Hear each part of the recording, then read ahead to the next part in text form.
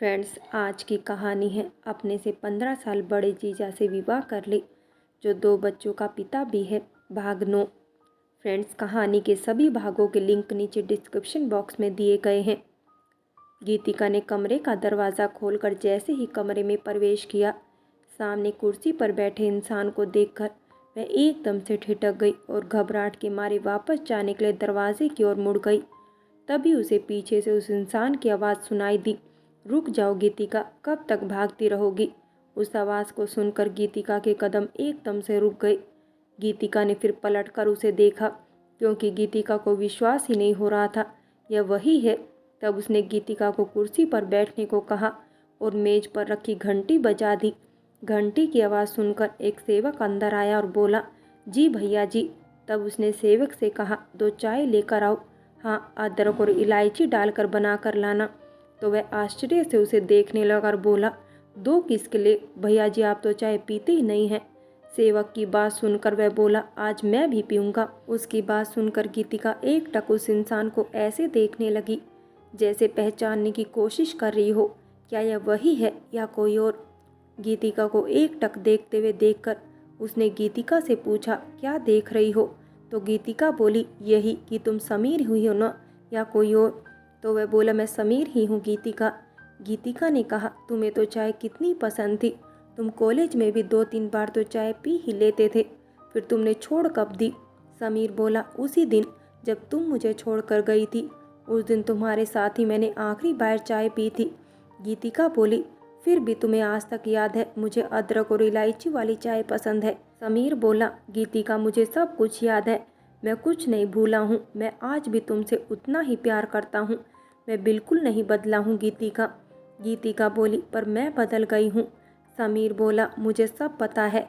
गीतिका बोली, तुम्हें क्या पता है मेरे साथ इन सालों में क्या हुआ है, मेरी तो पूरी दुनिया ही बदल गई है। समीर बोला, मुझे तुम्हारी पिछली ज़िंदगी के बारे में सब कुछ पता है। गीतिका ने पूछा, वह कैसे। समीर बोला, गीतिका यह ऑफिस है, यहाँ सारी बातें नहीं हो सकती, अगर तुम शाम को घर आ जाओ तो वही सारी बातें हो जाएंगी। गीतिका ने पूछा, घर में कौन है। समीर बोला, जब घर पर आ जाओगी तो सब पता चल जाएगा। गीतिका वापस अपने कमरे में आ गई और सोचने लगी, समीर को उसके बारे में सारी बातें कैसे पता चली। क्या वह सचमुच उसके साथ हुई सारी बातों के बारे में जानता है, पर कैसे। अब तो गीतिका के मन में उथल पुथल मच गई कि समीर क्या क्या जानता है उसके बारे में। अगर वह सब कुछ जानता था तो आज तक उसके सामने क्यों नहीं आया। शाम होते ही गीतिका समीर के घर की ओर चल दी। गीतिका ने समीर के दरवाजे की घंटी बजाई, पर घंटी बजने से पहले ही समीर ने दरवाज़ा खोल दिया, जैसे कि वह गीतिका के आने की प्रतीक्षा में दरवाजे पर ही खड़ा हो। गीतिका घर के अंदर गई तो देखती है कमरे में उसकी और समीर की कॉलेज वाली फ़ोटो लगी है। उसने पूछा, तुमने अभी तक यह फ़ोटो क्यों लगा रखी है। तो समीर बोला, ये मेरी ज़िंदगी के सबसे खूबसूरत पल हैं, जिन्हें मैं कभी नहीं भूलना चाहता था, इसलिए हमेशा उन पलों को फ़ोटो के रूप में अपने साथ रखा है। गीतिका ने पूछा, तुम्हें मेरे बारे में क्या पता है। समीर बोला, सब कुछ। गीतिका ने पूछा, पर कैसे। तब समीर ने उसे सारी बात विस्तार से बताई कि जब तुम उस दिन मुझे छोड़कर गई थी तो मैंने महसूस किया तुमने अपने घर वालों के दबाव में आकर शादी के लिए हाँ तो कर दी, पर तुम दिल से शादी के लिए तैयार नहीं हो। मैंने तुम्हारे चेहरे की उदासी पढ़ ली थी। गीतिका, मैंने तुमसे सच्चा प्यार किया है, इसलिए मैं तुम्हें उदास नहीं देख सकता था। तब मैंने तय किया कि मैं तुम्हारे बारे में सारी बातें पता करूंगा, कि अगर कभी तुम्हें मेरी आवश्यकता हो तो मैं तुम्हारी मदद के लिए आ सकूं। पर मैं तुम पर नज़र रखने लगा। मैं जब भी तुम्हें देखता तुम्हारे चेहरे की उदासी मुझे परेशान करती। मैं मंदिर भी आया था जहां तुम्हारी शादी हो रही थी। पूरी शादी में तुम्हारे चेहरे पर कोई भाव नहीं थे। गीतिका, मैं तुम्हें लेकर बहुत परेशान था। मेरा अपना कोई नहीं था, मैं अनाथ था, बस एक तुमसे दिल का रिश्ता जुड़ गया था, इसलिए मैं चाहता था तुम जहाँ भी रहो बस खुश रहो। मैंने तुमसे प्यार किया था गीतिका, मैं बस इतना चाहता था तुम अपनी नई ज़िंदगी में अच्छे से व्यवस्थित हो जाओ। मुझे तुम्हारे घर में कोई नहीं जानता था, इसलिए मुझे अगर किसी ने देखा भी होगा तो किसी ने कुछ कहा ही नहीं, क्योंकि किसी को हमारे रिश्ते के बारे में पता ही नहीं था। मैंने तुम्हारे ससुराल के भी कई बार चक्कर लगाए, सिर्फ यह जानने के लिए कि तुम कैसी हो। मैं बस हमेशा तुम्हारी नज़रों से बचकर रहता था।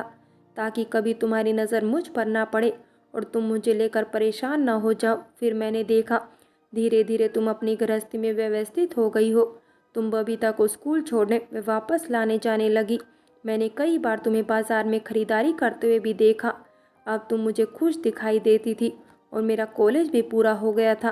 तब मैंने सोचा अब तुम भी अपने नए घर में खुश हो और मेरी पढ़ाई भी पूरी हो गई थी। मुझे अपने पैरों पर खड़ा होना था क्योंकि अब मैं अनाथ आश्रम में नहीं रह सकता था। तो मैं हमारे सपने को पूरा करने की कोशिश करने लग गया। मैं पूरी ओर से निश्चिंत था तो अपना पूरा ध्यान इस आश्रम को बनाने में लगा दिया। मैं पूरे दिन इतना व्यस्त रहता कि रात को थक कर सो जाता। मैं खुद भी पूरे दिन ज़्यादा से ज़्यादा काम में व्यस्त रहना चाहता था ताकि मुझे तुम्हारी याद ना आए। पर इतना करने के बाद भी दिल के कोने में सदा तुम बसी रही। मुझे इस आश्रम को बनाने में बहुत मेहनत लगी।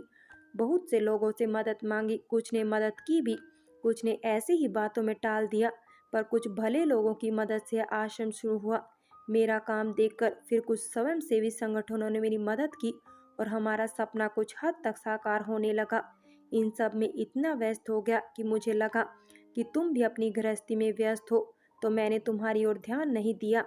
शायद यही मेरी सबसे बड़ी गलती थी जिसकी तुम्हें इतनी बड़ी सजा मिली। गीतिका, मुझे इसके लिए माफ़ कर देना। गीतिका ने कहा, इसमें तुम्हारी क्या गलती थी? मैं ही तुम्हें छोड़कर चली गई थी।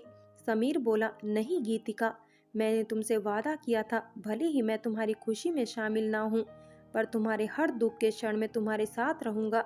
मुझे तुम्हें इस तरह पूरी तरह से छोड़कर नहीं जाना चाहिए था। अगर मैं तुम्हारे आसपास होता तो तुम्हें इतने कष्ट, इतने दर्द से नहीं गुजरना पड़ता। तब गीतिका ने समीर से पूछा, फिर तुम्हें मेरे बारे में पता कैसे चला? तब समीर ने उसे बताया, एक बार वह आश्रम के किसी काम से डॉक्टर कुसुम के क्लिनिक उनसे मिलने गया था। तुम्हारा घर भी उसी शहर में था तो मैंने सोचा एक बार तुमसे मिल लूं और तुम्हें बताऊं कि मैंने हमारे सपने को आकार देना शुरू कर दिया है और एक आश्रम की शुरुआत कर दी है। मुझे ये पता था कि तुम बच्चों को लेने और छोड़ने जाती हो तो मैं बच्चों के स्कूल की छुट्टी के समय वहाँ पहुँच गया ताकि तुमसे बात कर सकूं। पर तुम बच्चों को लेने आई ही नहीं। तुम्हारे ससुर जी आए थे, मैं अगले दिन भी गया पर तुम उस दिन भी नहीं आई। मुझे काम की वजह से वापस आना पड़ा। कुछ दिन बाद मैं फिर काम के सिलसिले में डॉक्टर कुसुम के पास गया था तो मैं तुमसे मिलने के लिए फिर से बच्चों के स्कूल की उनकी छुट्टी के समय पर पहुंच गया पर उस दिन भी तुम नहीं आई। उस दिन तुम्हारी सासू माँ आई थी। वो किसी बच्चे की मम्मी से पूरे दिन के लिए एक नौकर रखने के लिए बात कर रही थी। उस बच्चे की माँ ने तुम्हारी सासू माँ से पूछा, क्या गीतिका की तबीयत अभी ठीक नहीं हुई है? तुम्हारी सासू माँ उससे कह रही थी, नहीं हुई है, तभी तो इतनी परेशानी हो रही है। वह कुछ भी काम नहीं करती है, बस चुपचाप अपने कमरे में पड़ी रहती है। मुझसे अब यह सब नहीं संभलता, इसलिए हम सोच रहे हैं कि पूरे दिन के लिए एक नौकर रख लें जिससे मुझसे मदद मिल सके। उनकी बातें सुनकर मैं बहुत परेशान हो गया और सोचने लगा कैसे पता लगाऊं कि तुम्हें क्या हुआ है। तब मैं फिर से डॉक्टर कुसुम के पास गया और उन्हें सारी बात बताई। उन्होंने मुझसे कहा, तुम परेशान मत हो, मैं कुछ कोशिश करती हूँ। गीतिका ने समीर से पूछा, तुम डॉक्टर दीदी को कब से जानते हो? तब समीर ने उसे बताया, डॉक्टर दीदी और उनके पति बहुत अच्छे लोग हैं। वे कई स्वयंसेवी संगठनों से जुड़े हुए हैं। डॉक्टर दीदी भी हमारे अनाथ आश्रम से जुड़ी थी। वह हमारे अनाथ आश्रम में बच्चों की काउंसलिंग के लिए आती थी। मैं शुरू से ही उनकी सारी बातें बहुत ध्यान से सुनता था। वह मुझे बहुत अच्छी लगती थी। धीरे धीरे उन्हें भी मुझसे लगाव हो गया। फिर वह डॉक्टर कुसुम से मेरे लिए कुसुम दीदी बन गई। उन्होंने हर कदम पर मेरी सहायता की। इस आश्रम को खोलने के लिए भी उन्होंने मेरी बहुत सहायता की। मेरे मन में यह समाज सेवा का जो भाव आया उसमें कुसुम दीदी के व्यक्तित्व का काफ़ी प्रभाव है। उन्हें ही देखकर मैं समाज सेवा की ओर प्रेरित हुआ। गीतिका समीर की सारी बातें बहुत ध्यान से सुन रही थी और सोच रही थी आज भी समाज में अच्छे लोग भी हैं। उसने समीर से पूछा, फिर डॉक्टर दीदी ने मेरे बारे में कैसे पता लगाया? समीर बोला, कुसुम दीदी ने मुझे भरोसा दिया कि वह तुम्हारे बारे में अवश्य पता करेगी। फिर उन्होंने अपने यहाँ काम करने वाले पवन भैया को किसी तरह काम करने के लिए तुम्हारे घर भेज दिया। किस्मत से जिसे तुम्हारे घर वालों ने काम पर रख लिया। पवन भैया कुसुम दीदी के वहाँ ही काम करते थे। पवन भैया की वजह से ही हमें तुम्हारे बारे में पता चला। उन्होंने तुम्हारे घर की सारी बातें हमें बताई। तब पहली बार हमें पता चला कि तुम शारीरिक नहीं मानसिक रूप से बीमार हो। मैं और कुसुम दीदी तुम्हारे बारे में सोच रहे थे किस तरह तुम्हारी मदद करें। तभी एक दिन तुम बाथरूम में गिर गई और तुम्हारे सर पर बहुत चोट आई थी। विकास तुम्हें उपचार के लिए डॉक्टर के पास ले गया। तुम्हारे डॉक्टर के पास पहुंचने से पहले ही पवन भैया ने सारी बात कुसुम दीदी को बता दी। कुसुम दीदी और उनके पति दोनों डॉक्टर हैं।